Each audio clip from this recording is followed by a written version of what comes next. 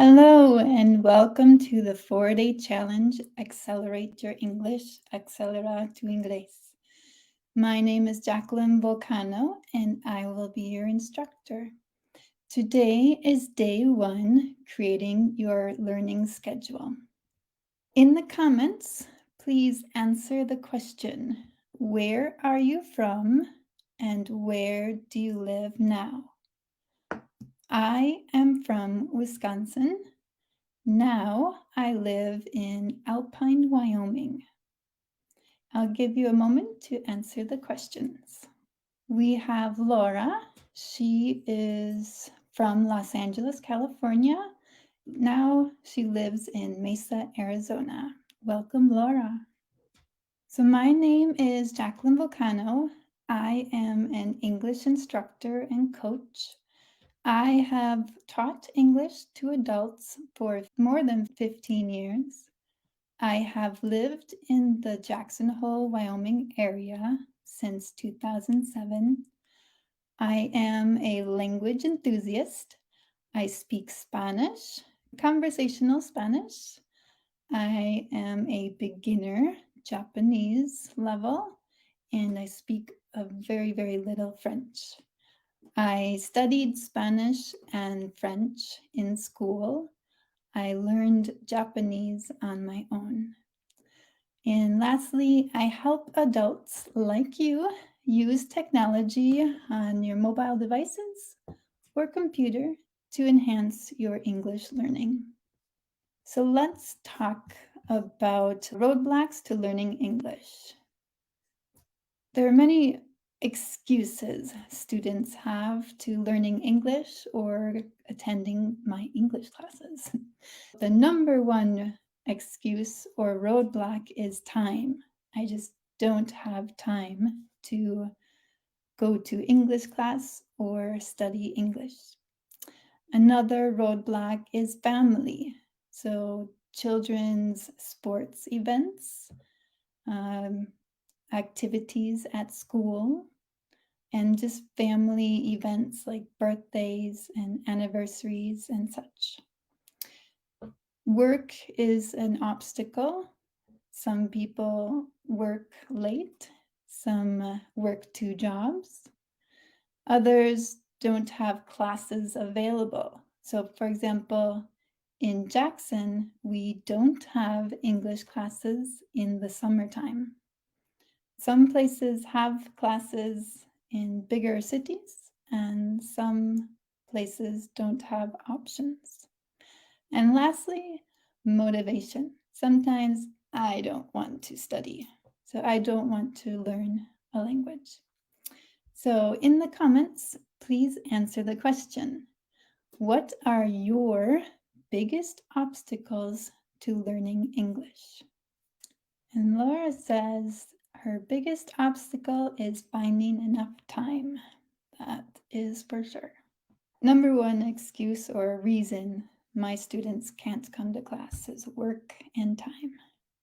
In the comments, answer the question, how much time do you spend on social media each day? We have Instagram, Facebook, TikTok, Twitter. So how much time do you spend on social media? I am on social media for work on Facebook, maybe 30 minutes. And after work, I am on social media, maybe 30 minutes, so maybe 1 hour for me. So Laura spends about 15 to 30 minutes on social media each day. Very good, Laura. Anyone else want to answer? Okay. So what if, this probably doesn't go with Laura's example, but what if you spent 2 hours a day on social media? What if you spent half of that time learning English? So you have time, you just have different priorities.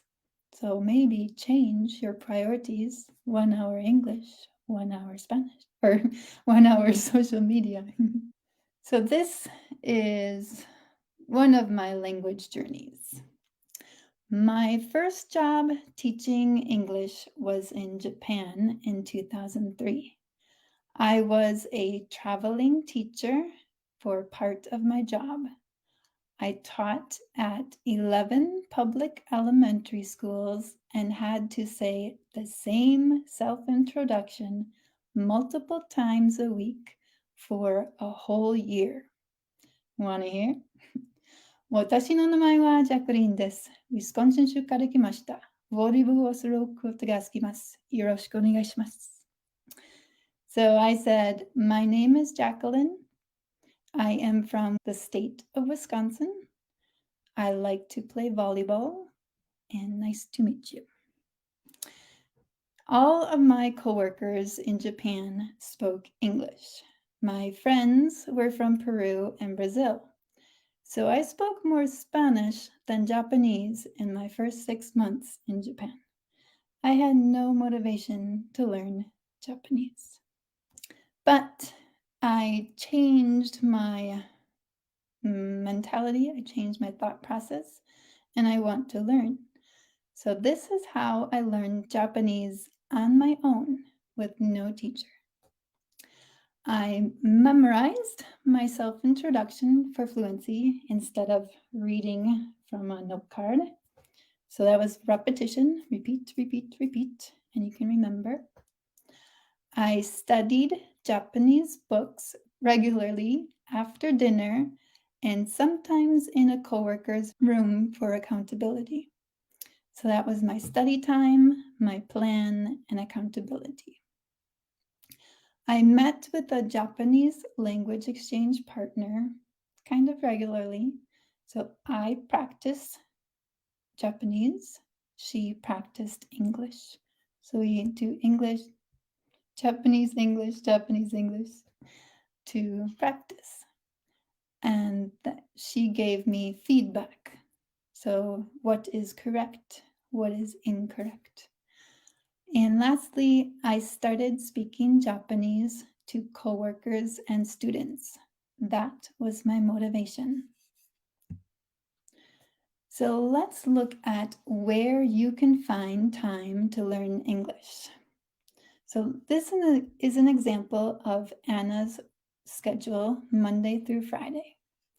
So she wakes up at 6:30.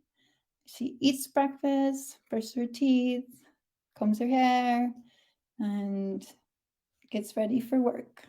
At 7:30, she takes the bus to work. She works at a cafe from 8 to 10 a.m. She has a 15-minute break at 10 o'clock. She works from 10:15 to 12 o'clock. She has a 1-hour lunch from 12 to 1. She works 1 to 3. She has an afternoon break from 3 to 3:15 and then works from 3:15 to 5 o'clock. She takes the bus to go home, and then at home she makes dinner, eats dinner, and washes the dishes from 5:30 to 7 o'clock. And from 7 to 8:30, it is family time. So doing homework with the kids or watching TV with the children. And then from 8:30 to 10:30, she has my time or free time. So she can play on social media, she can take a bath or read a book. So that is her time. So where can you find time to learn English? Instead of 1 hour or 2-hour English classes, think of small time blocks, 5 to 15-minute breaks.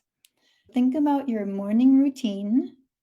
So when you get ready for work, during meals, breakfast, lunch, dinner, waiting in the car for your kids, or waiting for food at a restaurant, traveling to work as a passenger, like on a bus, relaxing after work, at your child's sports practice, or before going to sleep. Let's look at Anna's schedule. So Anna has some free time here. So when she takes the bus, she has about 15 minutes to learn English.